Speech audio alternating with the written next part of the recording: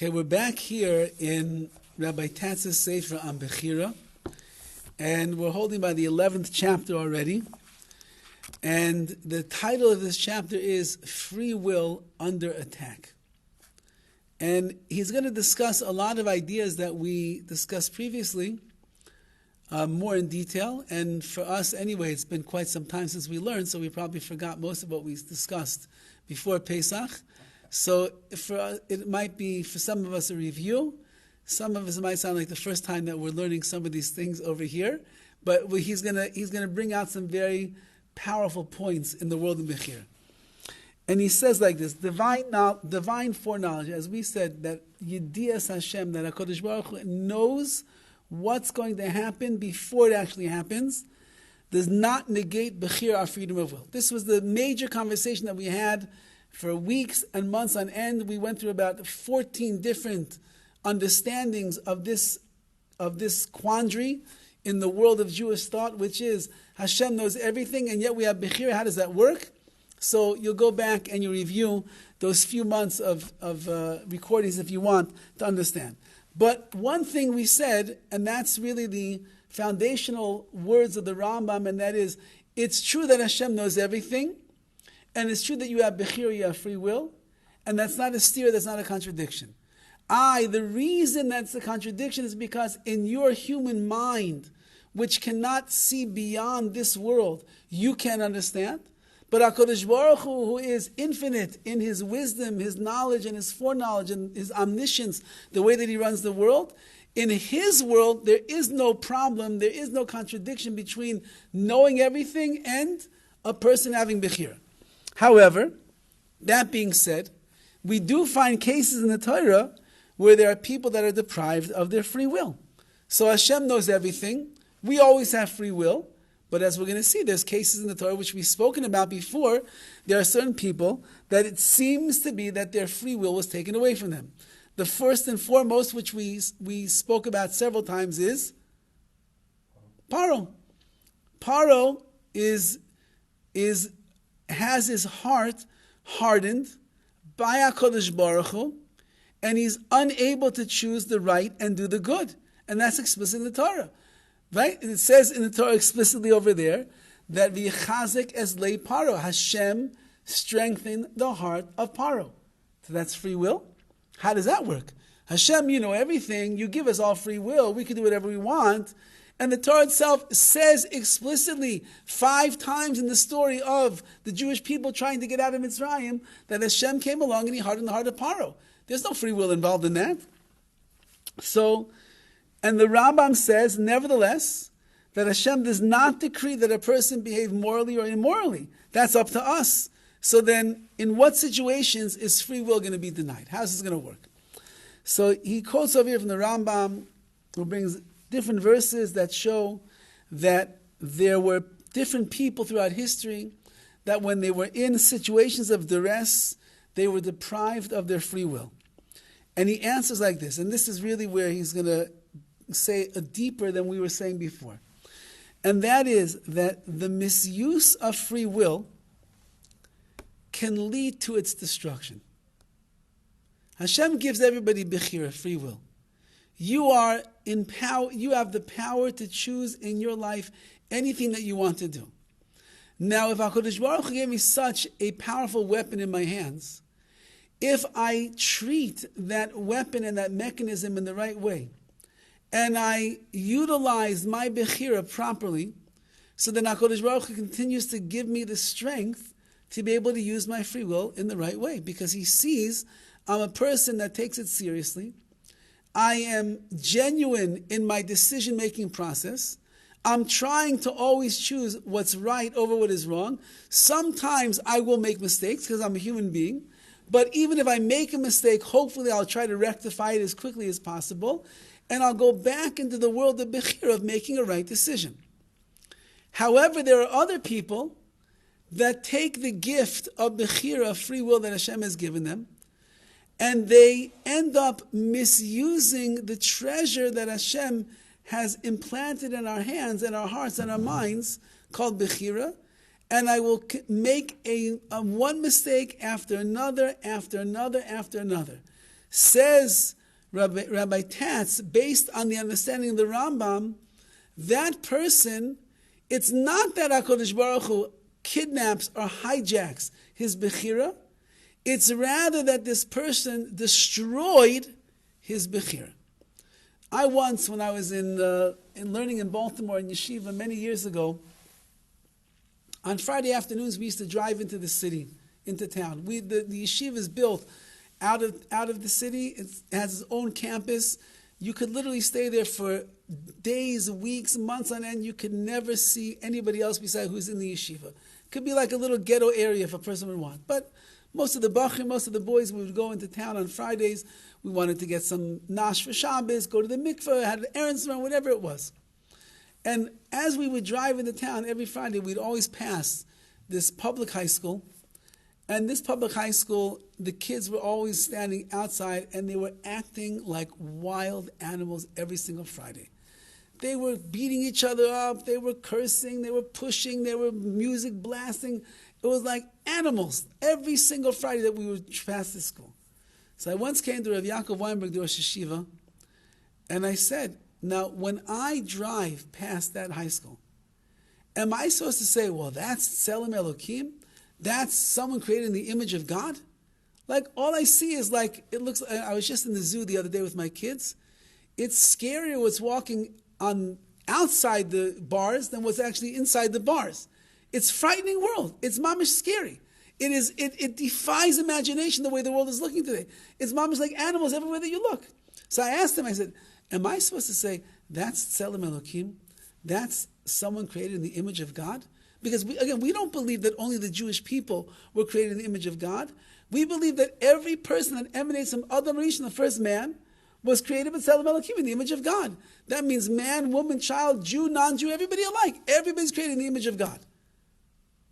So he said to me, it is Tselem Elokim, it is someone created in the image of God, but what you're witnessing is the hashchasa, the destruction of their Tselem Elokim, of their godliness. They have so much destroyed because of their choices and their actions and their speech and where they go and what they do. They have destroyed the godliness that is there, and therefore you can't see it. Says Rabbi Tatz, the way that he's explaining the Rambam over here, the same idea is that if a person is given the greatest gift in the world, which is called Bechira, that's what, as we've learned all these months, it defines me, it makes me who I am, it brings me closer to Hashem, it helps me get over my challenges, it gives me a whole much broader vision of my abilities and my mission in this world, and then I keep misusing it again and again and again and again.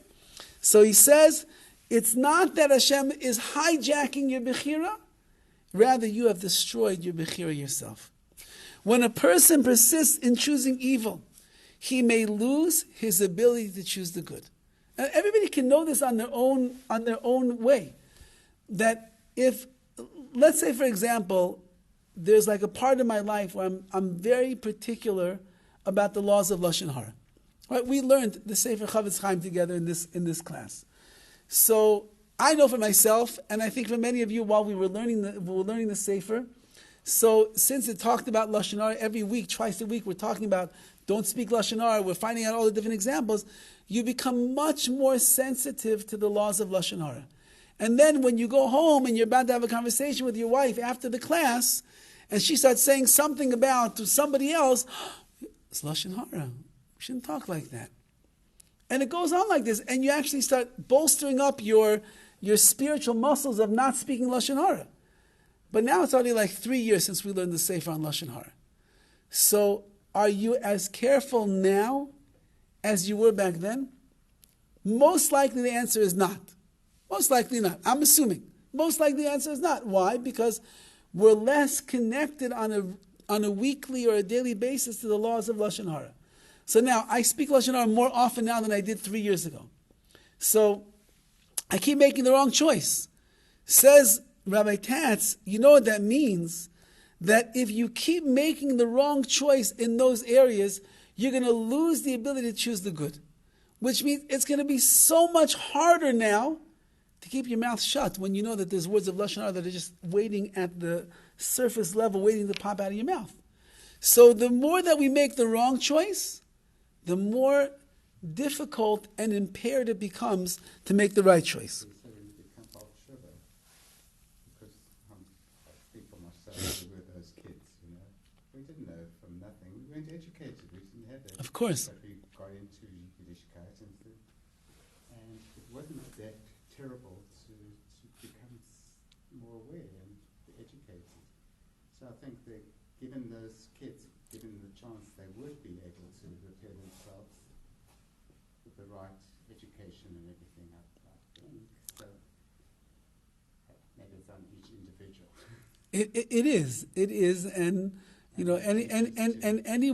anyone that came to the world of Yiddishkeit, quote unquote, on their own, means that they have to recognize that Hashem made a miracle for you, that He put you in an environment around the right people, the right places, the right time, different things that were going on in your life that opened you up to accept Torah and Yiddishkeit into your lives.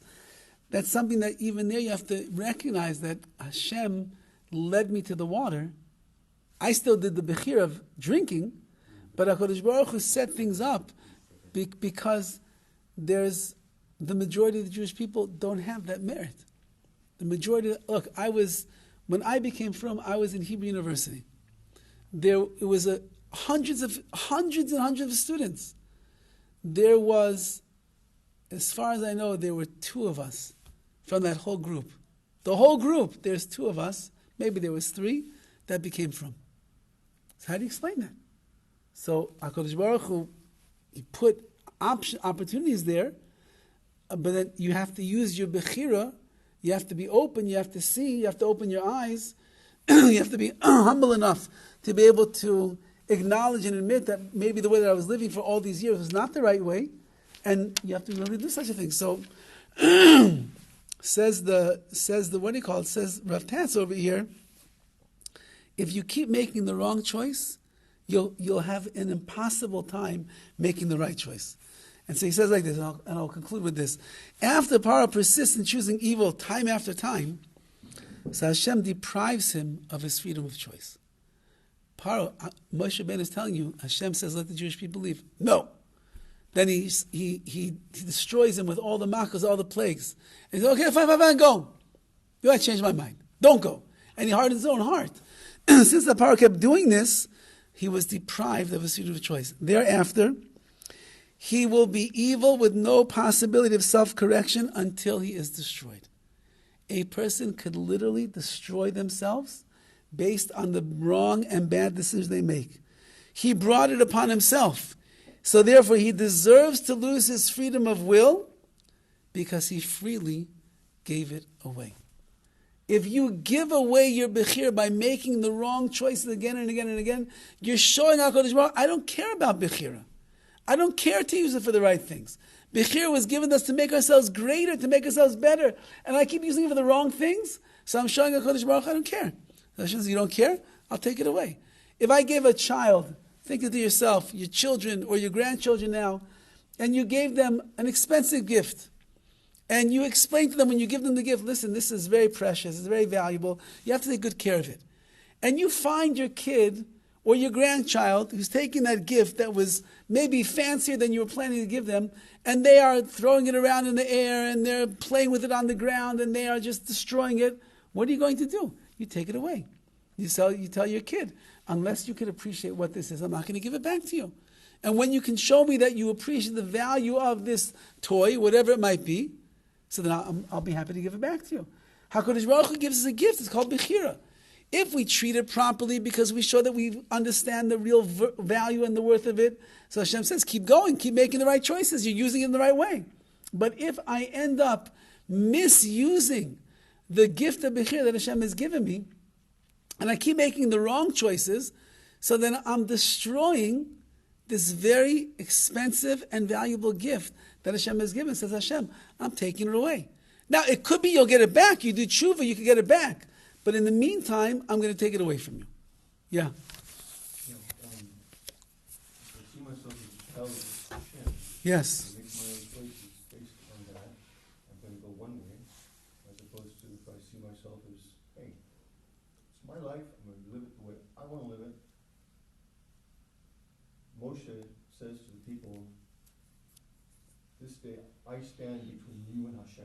Okay. I don't remember which Rebbe it was, but it said, it's the I that stands between you and Hashem. Yeah, the ego. Okay. So, I'm thinking those kids that were on your way to town in Baltimore, so they have no idea that there's another reality or other ways of understanding their lives at this young point than kind of just shoving, pushing, and putting themselves. Yeah, again, that's true. But at the end of the day, because of the way that they're leading their lives, the godliness is not seen and untouched. Because they're, I think They're what happened is they're unexposed, right? Is that what you're saying? They don't know any better, so they don't know what to do. Again, that's all true. Some people have That's all true. What you're saying, that it's not their fault. We could say it's not their fault, but they're so out of touch with the Tzelem Elokim, the godliness inside of them. It's just getting more and more and more destroyed. Again, if you look at the world today, that is what you are seeing. I want to say that after a while, or others, any of us, pursue either path through our free choice. We become hardwired after a while. Yes, right? Correct. That's what we're talking about. That's what we're trying to accomplish. The more that you make the right decisions, the more hardwired you become to keep making the right decisions. Right. If you make the wrong decisions, you're hardwiring yourself towards wrong decisions. Exactly. You don't have free choice. Exactly. So those kids on the way to town, and these kids that are in the streets and on college campuses, there's such an ignorance. Again, I'm not attacking them. I'm just saying this. It's the reality. What is there some goal for us as Jews? I mean, isn't it for us to teach the Shabbat mitzvahs? I don't know. Is there a point in time where there's an opportunity, and if not, we lose it? At least no one's listening today. Nobody is listening today. I think we just have to take care of ourselves the best that we can and make sure that we are utilizing our Bechira to accomplish the most that we could accomplish in our lives.